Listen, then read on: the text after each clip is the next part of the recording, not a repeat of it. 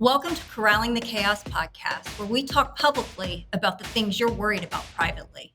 My name is Angela Leah, and I'm your host. This is the event industry podcast for companies and crew, where we're going to dive deep into things like, what does our industry need that it just doesn't have? What are the things you want to know, but you're just too afraid to ask? And what are the biggest opportunities ahead for our industry? We're going to go deep, and nothing is off limits.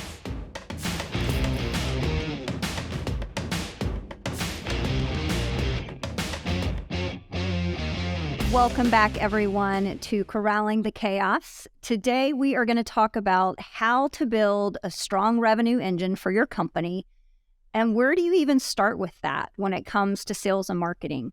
So today's episode is really meant to introduce you to just some of the basics around making sure marketing and sales are aligned. How do you create an engine? Because as much as we would love for new customers to just kind of show up, we all know it just doesn't happen that way. And so to help us unpack that, I've asked two special guests to join us today. First, we have Anthony Zhang, who is a sales leader of 18 years. He's had 3 unicorn exits, valuing over $2.8 billion. He's really passionate about joining startups, building sales processes, structures, foundations, building teams from the ground up, and really taking companies to financial exits and acquisitions. He also just so happens to be LASSO's Vice President of Sales and also was recently married. So congratulations, Anthony, on that. And then our second guest is Drew Brucker, who spent the first half of his career in sales before pivoting to marketing. And in just 6 years, Drew rose from an entry-level marketer all the way to a VP sitting on the leadership team. And Drew is best known for building marketing and brand engines from scratch, and also just so happens to be LASSO's Vice President of Growth, leading all of our marketing efforts. So welcome to you both, and thank you for joining us today. Thanks so much. Awesome to be here, finally, on the Corralling the Chaos podcast. Yeah, these guys are usually behind the scenes. It's really nice to bring you guys out because there's so much knowledge. I mean, for those of you listening, again, today we're really... and even before the show, I had to say to them, hey, this is just meant for basics today, right? So just know we're going to do another episode in this series that's going to kind of take it to the next level. But I really want today's to be around kind of the basics. From my perspective, prior to COVID, a lot of these small and mid-sized companies, they didn't really have a need to have a marketing initiative. It typically was 1 or 2 salespeople that had relationships, and that's kind of what brought the business in. And then when our world shut down, I think these companies kind of said, hey, we got to pivot. What can we do? And they started putting some dollars behind marketing and really trying to understand what that is and how do you do it. And then there didn't need to be as much of a need because there was all this pent up demand. And so we just felt like it was a good time to kind of talk about how do you stand up, not a marketing consultant and a salesperson that's responding to RFPs and generating quotes, but I'm talking the real revenue engine, something that is predictable, right? It's one thing to say, and in the service business, a lot of it's not predictable. Most companies in our industry, they don't have multi-year contracts. And so how do you create an engine that scales and one that provides some predictability when it comes to your revenue? So let's jump in there. And I wanted to start with, what guidance do you have for these companies? Like, what are some of the basic things you should even start to think about before you even start building out the framework? Like, where should these companies be starting? Is that like identifying their ICP? Is it, how they're positioned? Like, talk to us about what they should be thinking about first before they start doing anything. There's obviously the practice of knowing who your audience is, right? The titles, the industry, but that's 101, right? That's oftentimes not enough. You really have to uncover what those people love, what they hate, what prevents them from reaching their goals, what their day-to-day practices look like, and what their workflow looks like to really get to the deeper level of understanding who they are and who you're marketing or selling to. So, that to me is the foundation. You have to understand that before you can do anything else, right? It's understanding your market, it's understanding your customer. And, just from a marketing standpoint, I talk about this a lot, but marketers will come in and really sometimes take a lot of guesses or look at what's already been crafted without doing their own research within the company. And I think that's also important. And what I mean by that is listening to calls with sales, getting on the phone with customers as a marketer and having a different kind of conversation. So really establishing that foundation is almost the domino to everything else that you do afterwards. Hey, Anthony, before you add on to that, how important is it that everyone in their organization understands what that ICP is, what their sweet spot is? I'm sure you've seen that in various roles that you've had where different people explain the value prop differently and they identify maybe a different ICP from what the general manager or their owner might. So talk to us a little bit about that. I would just echo what Drew said. I mean, the number one thing you need to understand is who is your best customer, right? Who is your best customer? What do they look like? Where do you find them? Do you have enough to hit your revenue targets, right? And then, if you don't, who's your second best, right? And continue to go down that path and really understanding what your customers care about the most, right? Is it, having a great experience? Is it, audience engagement, right? Is it, the relationship that you can build with your clients, right? What is it that they care about? And I think that's incredibly powerful because I see so many sales professionals in the space talk about them and their services and what they offer, and they don't talk about what the customer cares about. So speaking in the language of your customer is crucial. I love that. You're right. So many companies make that mistake, right? It's me, me, me, me, me. It's us, us, us, us, us. Let me tell you about A, B, and C versus what resonates with customers is when you speak in their language, you talk about problems they have, the pain of those problems and the implications of those things. So we've got to talk all about them. And that's a challenge, right? No matter how many years you've been at it. So I think that's just a good practice to put into place, whether it's in writing, whether it's on your website, your materials, your decks that you're showing to customers, your proposals.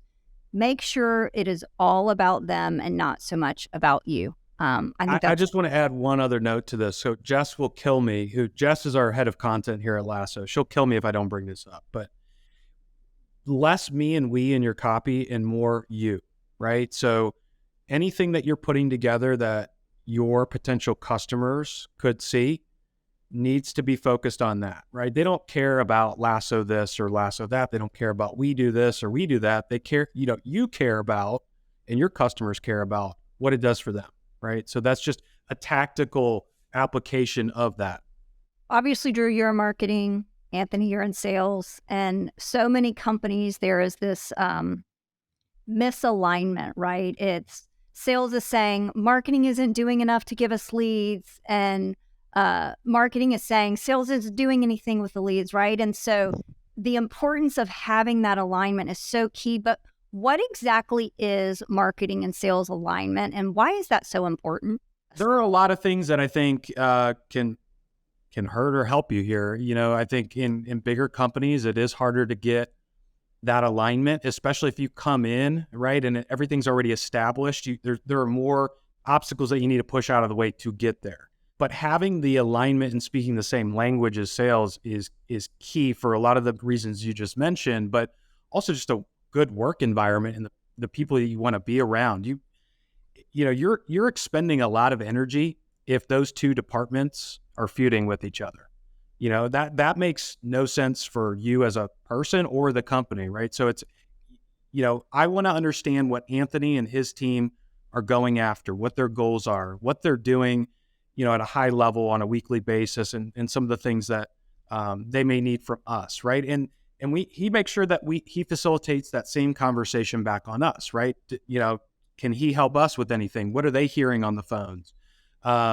Is there a tactical change that we could make that would help their sales conversations? Like opening the door and the conversations to have those frequently and often is going to pay a lot of dividends for not only your team, but for the company and the bottom line. Yeah, I think the biggest piece to misalignment is measuring different things, right? It's celebrating different things. And I think that, if as a marketer, right, you could go out and you could purchase a list of 1,000 leads, right? But if sales is only converting 1% of those into customers, there's something wrong. And if marketing's measuring the number of leads that they're bringing in, and sales is measured on the quota and the revenue that they bring in, there's a huge misalignment, right? And so creating that feedback loop and making sure that you guys are looking at the same thing, celebrating wins together, you guys both have the same success metrics, that's crucial, right? And so you guys have to build that together, whether you're the CEO, whether you're the head of marketing, head of sales team, you guys have to come together and say, this is our goal, this is what success looks like. And then going back to Drew's point, creating that feedback loop, right? Hey, here are the leads that we got for this quarter. Here was our conversion. It's a little bit less than we expected. What can we do? How can we pivot? How can we adapt? Right? And that's the important key right there. One other piece that you just mentioned that is very interesting too is, what is a lead to marketing and what is a lead to sales, right? Because, some of this misalignment can also happen with sales feeling like they're not getting quality leads, right? So what is a quality lead? And how are you going about getting the leads in the first place? Because that can ultimately impact the kind of leads that you're getting. The reality is, like just working in something like SaaS, I could stand up a paid ad and say, hey, take a demo with us, right? But that's a very bottom of the funnel conversion.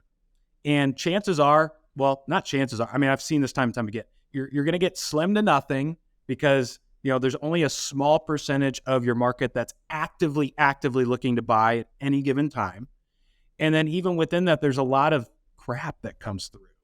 And it's not the best way to educate. What marketing needs to do is think about it from a long-term perspective and play the long game with marketing and create the buy-in, the perception of the brand, what you offer, create the relationships at scale so that you are handing off the right kind of leads, to Anthony or somebody on that sales team, right? Because if you're putting up a white paper and someone's entering their information and then all of a sudden you're expecting that to convert, you're wrong. Like that we've seen that be a strategy for years and it works, but it barely, right? Like not enough, not what you need it to do. So you have to think about all the ways that you can get quality over that team. Drew mentioned this, right? Having a really strong feedback loop between sales and marketing. Sales, we're in the trenches. We're hearing what the customers are saying. We're hearing what their challenges are, their objections are, right? Why they didn't decide to move forward with us in the first place. And I think providing that to marketing is some of the most powerful content that you can help marketing create, right? Getting ahead of these objections. And likewise, leveraging marketing content, right? Being able to use that content in your sales outreach to add value to your customers. Even if they're not purchasing from you, continue to educate them, right? And that's what marketing provides. They give you the ammunition to be able to educate your customers with the insights that you've learned over time in your career, in your field. So I want to talk about that, Anthony. You just mentioned the word education, and I've been in revenue roles for a very long time. I'm not going to say how long to age myself, but a very, very long time. And what I can say is marketing is not what it used to be, nor is sales. Let me tell you what it used to be versus what it is now. Marketing used to be a bunch of collateral, right? I used to call it a crutch for salespeople. Well, I need more collateral. No, you don't. That's a crutch. You don't need to just throw a brochure or a one-pager or something in their hands and let the brochure do the selling. That is not the role of marketing. Marketing is not creating collateral. We're going to talk about the difference between collateral and content. Sales is not convincing someone to do business with you and why you're so great. Sales is instead helping your customer or prospect process the value of what you can do for them. It doesn't have to be a win-lose. It's not I convinced them, I got them, press hard, 3 copies. Like that is not sales. That is what it used to be. But if you haven't noticed, given the evolution of technology, MarTech stacks, think about yourself when you buy. You don't want to be sold to. Most sales happen before you even talk to a salesperson. And it goes back to that educating. Marketing's job is to educate, provide thought leadership, help people process the value of what you do in the most simplistic and concise way possible. And we're going to talk about content in just a minute.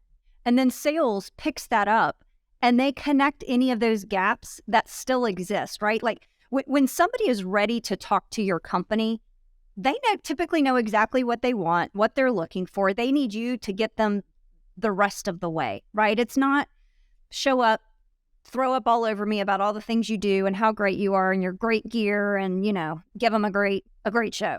It is so much more than that. And even when you think about the type of people that you're hiring, look for salespeople who are consultants, not salespeople. Like I hate when people talk about salespeople salespeople that it's not salespeople. They're consultants. They help you process the value of what you're considering. And so I think there's been a big shift in marketing and sales even a decade ago to now, because the number of tools, how people buy, you as a consumer, you buy very differently because you can go on your mobile phone and type in anything and be bombarded with all sorts of information to help educate you and to help steer your decision as to where you want to go with it. So I do think that's one thing before you even start building that framework is understand what do you want marketing and sales to be for your company, and then make sure you get the right person for that.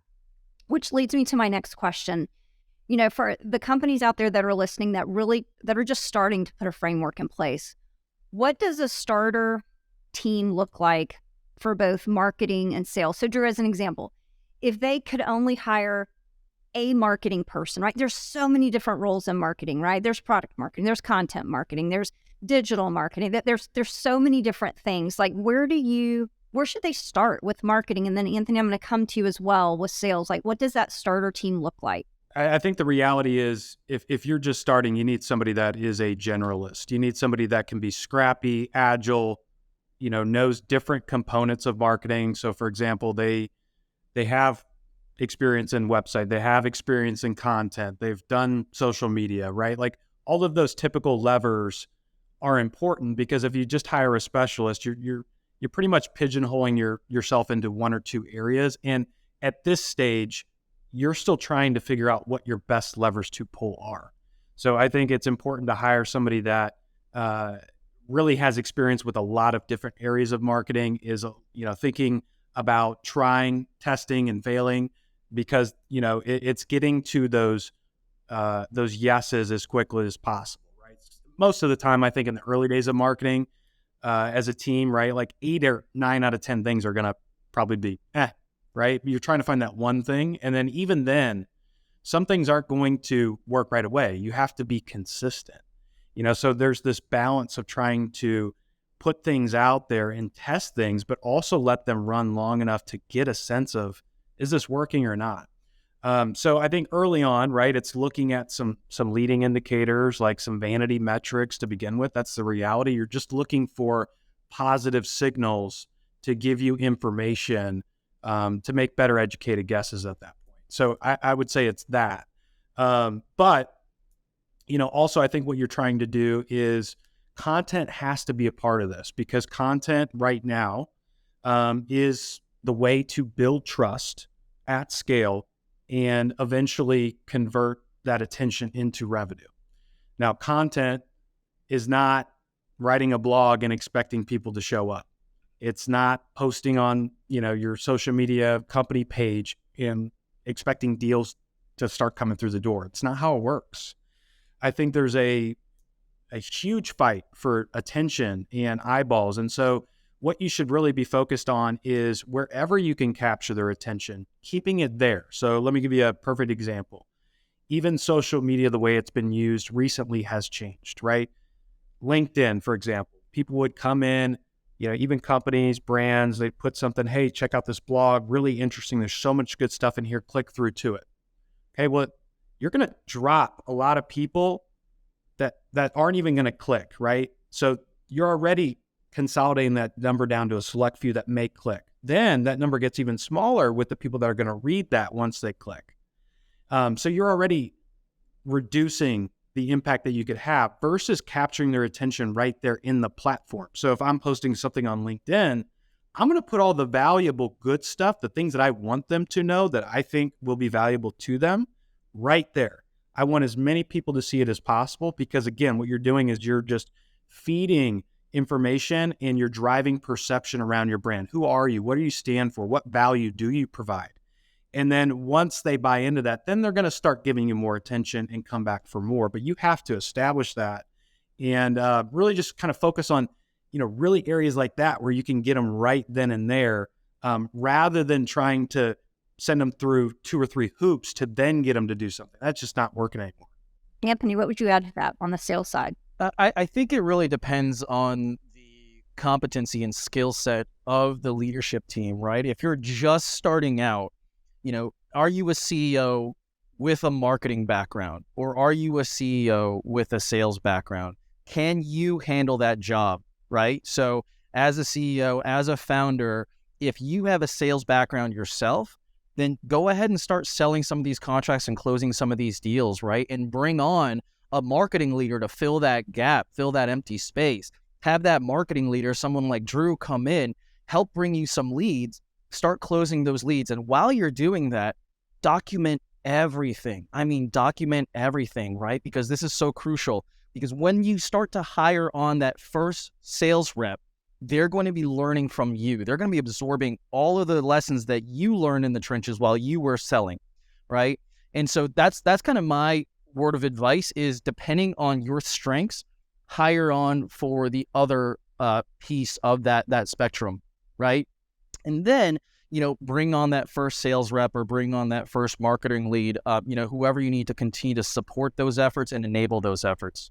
I just want to add one point to that. I think what Anthony's been exceptional at, though, is not just hiring somebody and expecting that to work for itself. He's very methodical in the approach and the process.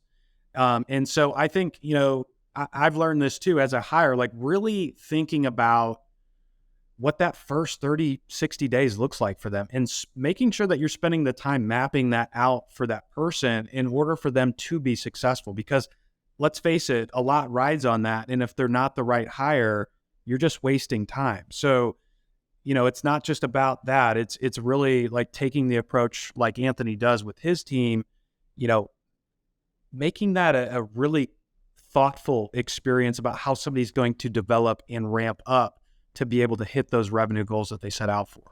I'm going to get a little taboo here, but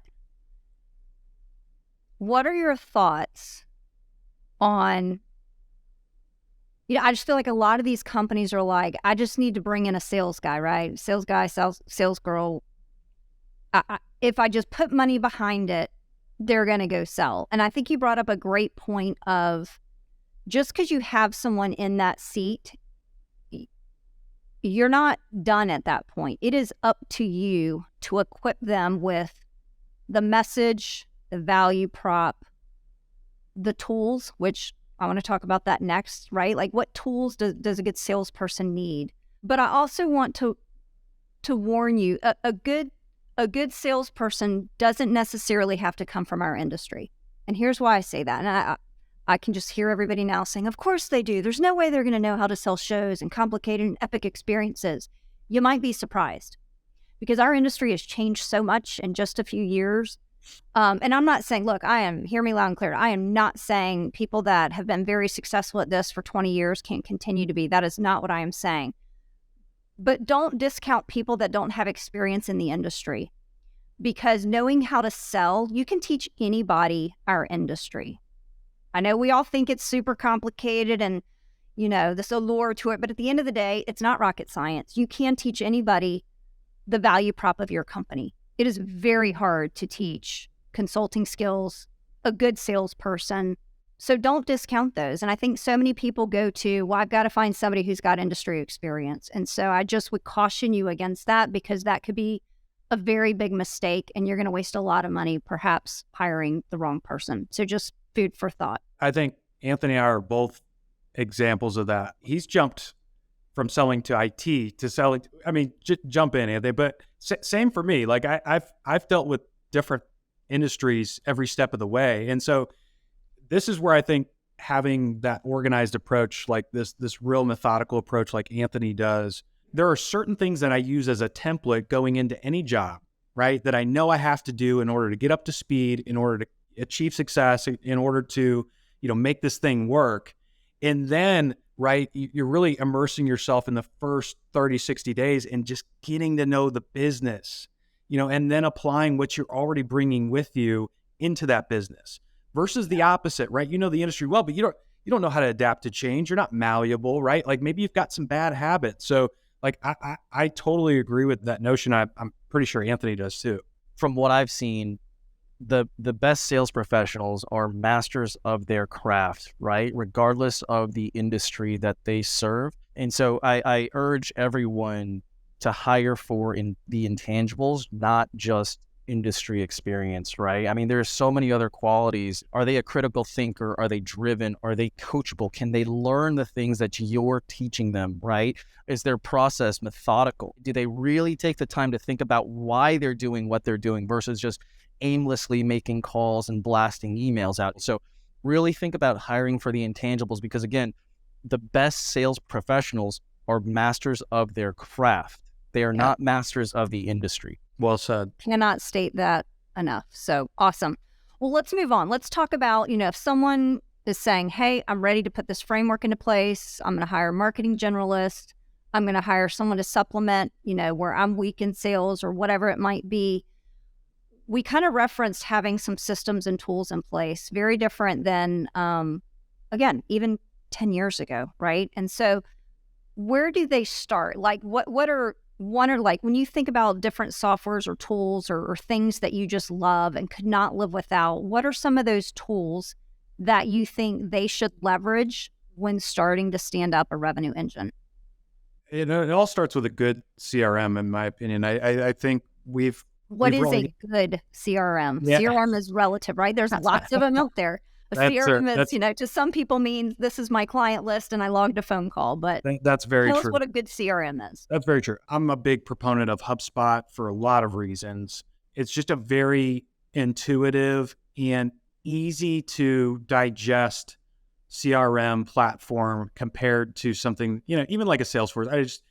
I haven't seen Salesforce in a few years now, but it's always seemed a little bit overbearing compared to something like HubSpot. I think they do a really great job. And just from a marketer's perspective, like the UI and the feel of getting comfortable in there feels much more inviting. But it comes down to having something like that in place where you can understand email performance, right? Web visits, you can understand contacts, activities, all of the components that really give you a general understanding of what's happening in your system. As a marketer, I think, looking at something that's very easy as Google Analytics and Google Search Console, when you're really trying to understand historically, right, like how your website's performed, as well as, the organic component of your business. What I mean by that is, what are the search terms that are driving people to your website? So establishing your baseline there. What are the keywords that people are typing into Google to get to you? And are those the right keywords that you want, right? Because there are different intent levels to the keywords. Are they branded keywords, right? Are they searching just LASSO, or are they searching, event production software, right? Because those are two totally different things. One tells me that they already have heard of us and know about us somewhere, right? Maybe that's a friend, maybe that's something that's offline, maybe it's, a colleague, whatever. But on the other side of that fence, that's something that is a need, but they don't know who to go to for it, right? So it's just a totally different intent, and it gives you an idea of what that brand recognition is as well, right? Because it could indicate that they're shopping around, they don't have a preferred vendor. Those are two easy ones that I think I always start with no matter what. Now, I love tools, so I could go for days, but like I think you really do that in our next session where it's the more advanced version. spend Because a lot of there time are in so those many too. cool tools out there. Yeah. Anthony, before we go to you, Drew, you touched on the website. I think there are websites out there that are really well done. And then I think there's some websites out there that we see that are really basic. So talk to us about how important is it to stand up a solid website? Like, what should a good website be? What are some of the fundamentals that should exist, number one? And number two, if someone's just starting out and they want to refresh their website, I know pricing varies depending on how deep you want to go with it, but what should they budget to kind of stand up a a basic website that is going to start to drive some of that inbound leads and some of the interest around there. And then Anthony, I want to come to you to kind of hear your favorite tools. But Drew, talk to us a little bit about website. Oh, this is a loaded question. I could go for a while, so if I do, cut me off. Well, the website is, I think I'm at a turning point with websites. It's all there. There's always going to be this need for a digital postcard of your business. That's what a website is. I would say that a website, I'd rather have less information on a website that's right than more information on a website where there's just a million pages. And I'll tell you why. Well, that's the art of it, right? How do we say more with less and Yes. make it really concise and easy to absorb? From a marketing perspective, there are a lot of things to think about. The copy, right? So the messaging on your site. So going back to the me, we versus you, going back to, hey, are we talking about, the features of our product, or are we talking about the actual benefits of what they get out of it, right? So that's a switch that you can make.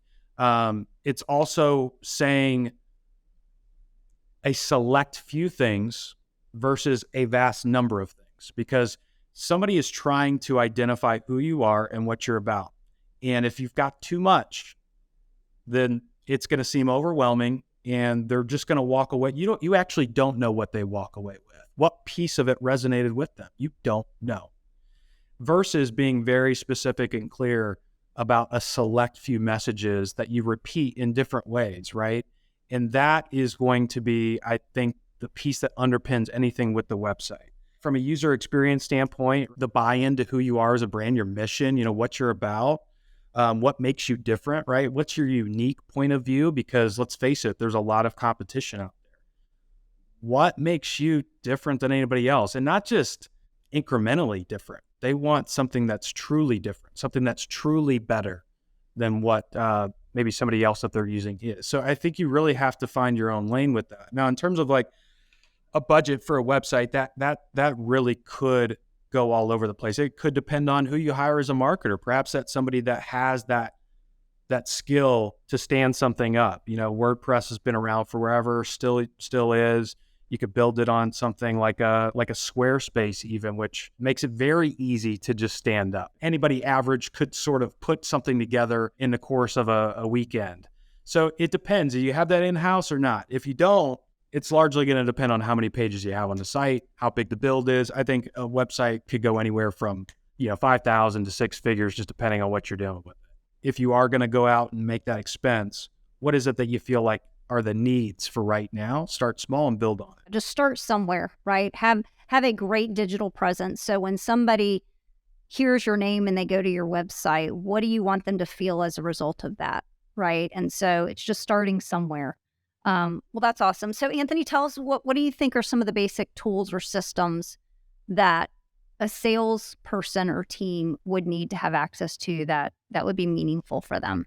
Yeah, I think throughout my career, I've always aligned myself with startups. And so, one of the biggest mantras that we've always had, or I've always had, is stay scrappy, right? You don't need, the most expensive tools or, all these different bells and whistles. Drew nailed it, right? The first thing you need is a CRM. And whether that's your inventory management system, whether that's HubSpot, whether that's Zoho, I mean, there's a lot of them out there. The main thing to watch out for is you have to be able to track your activity. You have to be able to track things like your calls, your emails, right? It has to log all of those things as well, because we're working with a lot of different customers. It's very easy to forget what was said, right? So being able to track all those things, record those things, go back, review those things, especially if you're, a founder or CEO and you're coaching the sales rep up, your first sales rep, you got to be able to go back to those calls and listen in to fine tune those different aspects. Also making sure that, they stay accountable, right? That's the other thing, is you don't know what's happening without tracking those things, right? You don't know if they're working 1 hour a day or if they're working 10 hours a day, right? So being able to understand those metrics, and then also understanding, how many opportunities is this individual, is this team bringing to the table, right? How many opportunities, and of those opportunities, how many is closing? And so in order to be able to track all that, you have to have some sort of a CRM. So that's my number one recommendation as well. on the sales side, I would say, if you really aren't getting that many inbound leads, find a prospecting solution, right? That's another very powerful tool for the sales team, right? Being able to identify new opportunities. If you're coming with a Rolodex, that's fantastic, right? But that Rolodex is going to run dry at some point, and you have to keep the funnel going, right? You have to continue to build a funnel. So prospecting solution, there's two big ones on the market right now, Seamless.ai and Apollo.io. Both are fantastic. Definitely, make sure it works for your business. And then, as I mentioned, that recording software, whether your CRM does that or whether you need to get another tool to record those calls, record those presentations, that's crucial for training and coaching purposes. And then lastly, some kind of an internal chat system, right? We use Slack here, but our project management solution has an internal chat function built in, because having that immediate collaboration between teams, between departments, between individuals is so crucial. So being able to chat internally and discuss, what's going on with this deal, any roadblocks and challenges, any immediate changes that need to be made, right? Those are incredibly important to have within an organization. Especially in our industry where things are changing all the time. Can we even execute on this show? Do we even have the gear? Is it available? Do we have the team to do it, right? There's so many of those things that are changing constantly. And I think that's such a great point. And then just a question to pose to the audience. And if you don't know the answer to this question, it is a sign you do not have the right tools, you don't have the right framework. And just imagine a day where you, as the owner, the CEO, you can fully predict what your revenue is going to be. Here's exactly what we're going to do in October, November. Here's the chances of it. Just because my salesperson is forecasting, saying, yeah, it's looking good. It's looking good. Is it really? And so part of all of these building a framework is understanding your numbers. And so my question for you is, what is your win rate? And if you don't know your win rate, there's just some work to do. And here's what I mean by that, right? You kind of got to start backwards to say, okay, if our average show is, I don't know, $100,000, just to make it, a round number. If our average show is $100,000 and we win 30% of the time, how many leads do you need a month to get to whatever your revenue goal is, right? If your revenue goal is 10 million a year, you've got to do X number of shows, and you got to work backwards to say, okay, if our North Star is we're going to do $10 million this year, how are we going to get here? Do not make the mistake of saying, I'm going to just hire 2 salespeople and they're just going to go get it. That's not how it works. And I promise there is so much peace in knowing that you have the confidence of, here's exactly how we're going to get to 10 million. If one salesperson can do X amount in revenue who has this amount of close rate, and our inbound we convert at one amount, and if we're doing outbound calls, prospecting, those convert at a different rate, it really just becomes a math equation. And so it's so important. So as we talk about numbers, I want to kind of wrap up with, what should these companies be measuring in the early days, and how do they go about setting those KPIs and quotas? So would love each of you to kind of weigh in on that. So what should each one be measuring, and how do they go about setting those KPIs and quotas? Number one thing, Angela, you nailed it, close rate, right? What is your close rate? Of the opportunities that you have in front of you, real opportunities, by the way, and that's another thing, is make sure you define what a qualified opportunity is, right? Is it budget? Is it authority? Is it need, right? What are those points that you want to make sure that this is truly a qualified opportunity for every single one of your deals, that they all follow the same rules.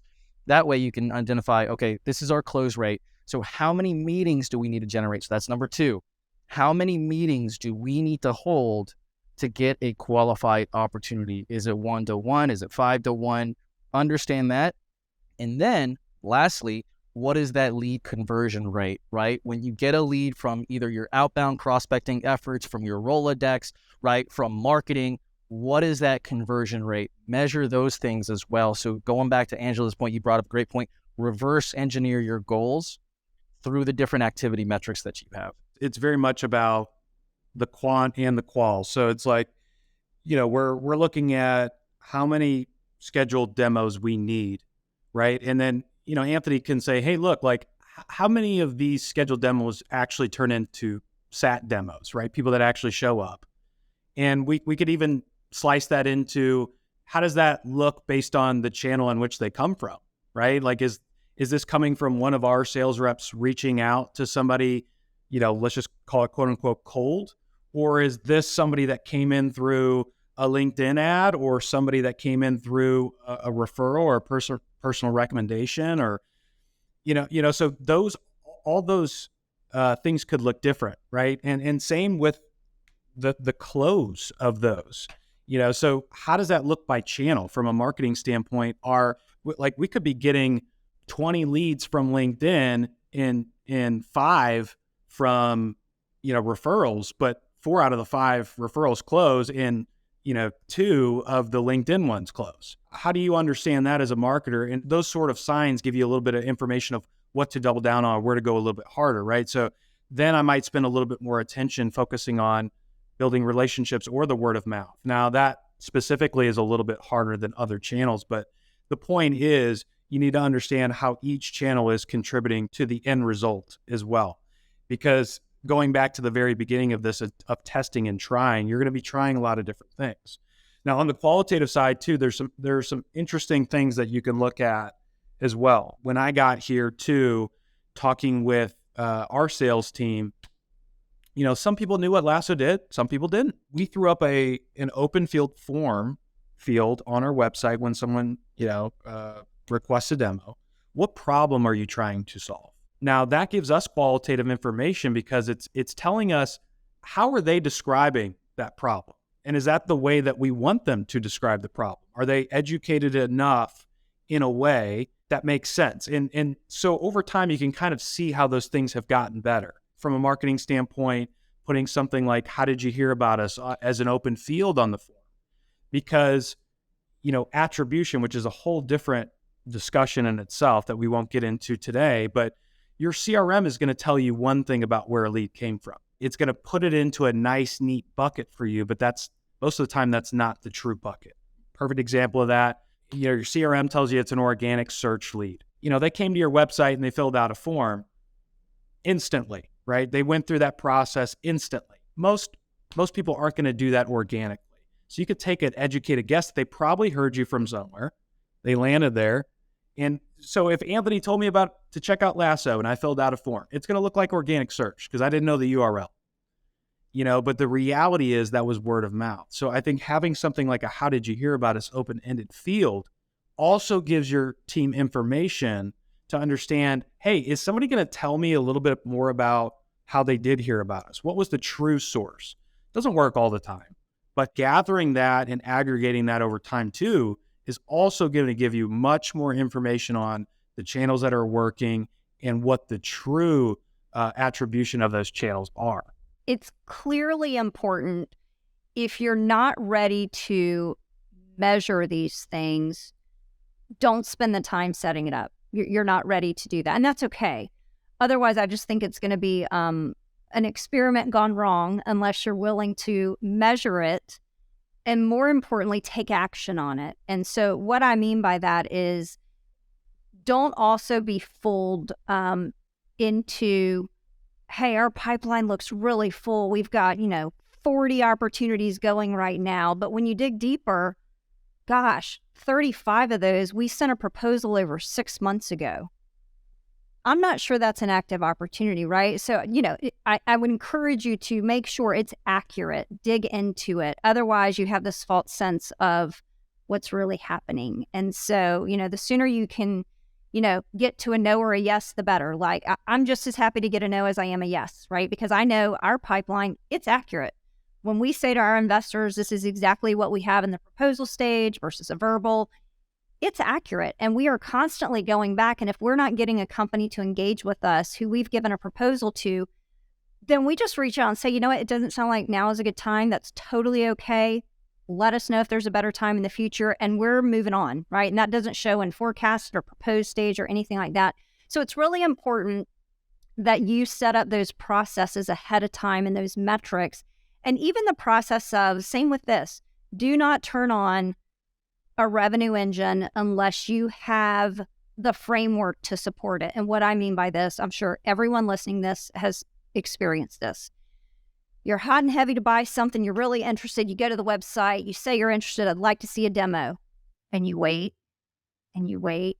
You don't hear anything. So you go back to the website. Hey, I'm really interested, right? How many times do we have to chase down people to buy something from them? Don't be that company. You have to be maniacal when it comes to that stuff. If somebody says they're interested in having a conversation, you need to immediately pick up the phone and schedule that. Don't let it sit, because they will move on. And they're thinking, well, gosh, if that's my experience when I'm saying I want to do business with you, what if when I actually do business with you, are you going to be hard to get? Are you going to be reliable? Are you going to do a great show for me? So just don't lose sight of some of those things. And sometimes we're moving fast. It's not about the lead, it's how we handle it. So just don't lose sight of that.